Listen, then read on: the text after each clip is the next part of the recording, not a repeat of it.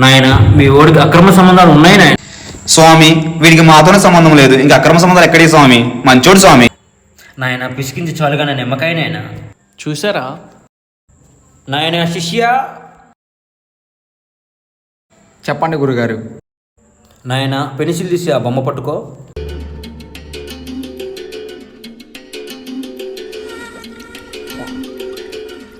శిష్య ఆ బొమ్మ ఇటీ.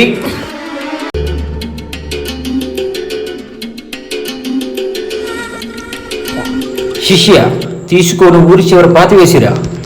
వాళ్ళ దగ్గర పేమెంట్ తీసుకో. స్వామి నేహా పని అయిపోయిందా?